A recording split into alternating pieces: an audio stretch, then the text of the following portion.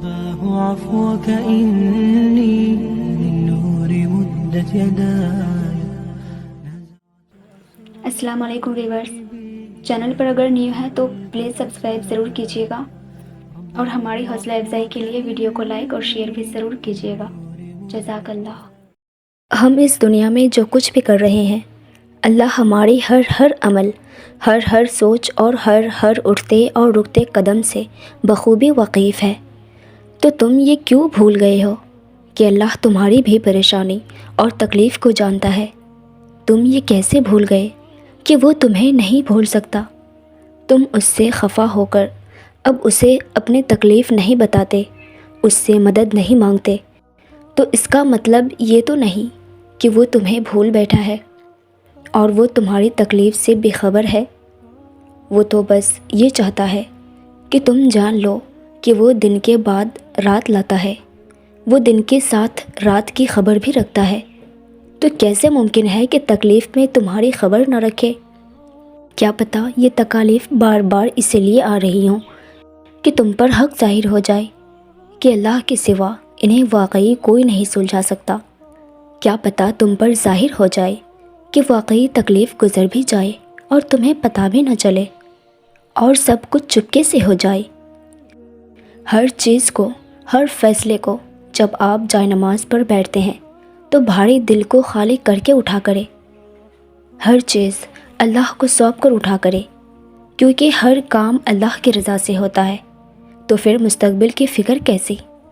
اس کے فیصلوں پر سر جھکا کر اطمینان سے چلتے رہو، وہ سب ٹھیک کر دے گا. صبر کرو، اللہ تمہارے دل کی سنتا ہے اور تمہیں وہی عطا کیا جائے گا جس کے لیے تم دن رات دعائیں مانگتے ہو. ایک صحابی نے پوچھا کہ یا رسول اللہ صلی اللہ علیہ وسلم، جب آپ پریشان ہوتے ہیں تو کیا کرتے ہیں؟ آپ نے فرمایا، میں نماز پڑھتا ہوں. جانتے ہو نماز پڑھنا اور اللہ سے جڑ جانا ہمیں پریشانیوں سے نجات دلاتا ہے اور ہمیں صلاح اور سکون عطا کرتا ہے. اور جب آپ کو لگے کہ اللہ کی مدد، اللہ کا جواب نہیں آ رہا، تو اپنے صبر کو مضبوطی سے تھام لینا، کیونکہ آزمائش جہاں برداشت سے زیادہ ہو جاتی ہے وہیں سے کوئی نہ کوئی معجزہ ہو جاتا ہے. اور اگر آپ کوئی ایسے اشارہ ڈھونڈ رہے ہیں جو آپ کے دل کو تسلی دلا دے کہ دعا قبول ہو گئی، تو اس سے واضح نشانی اور کیا ہو سکتی ہے کہ اللہ نے اب تک آپ کا دل دعاؤں میں لگا رکھا ہے.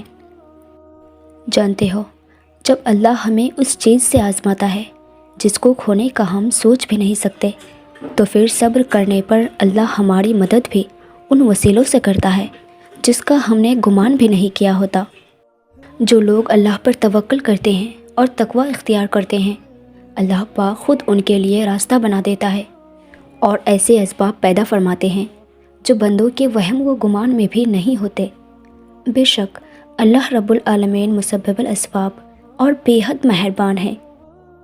حضرت علی رضی اللہ تعالیٰ عنہ نے فرمایا، جب دعا کرتے وقت تمہاری آنکھوں سے آنسو آنے لگے تو سمجھ جانا تمہاری دعا بارگاہ الہی میں قبول ہو چکی ہے. آج اگر زندگی مشکل ہے تو کل کی آسانی کا وعدہ بھی اللہ نے کیا ہے.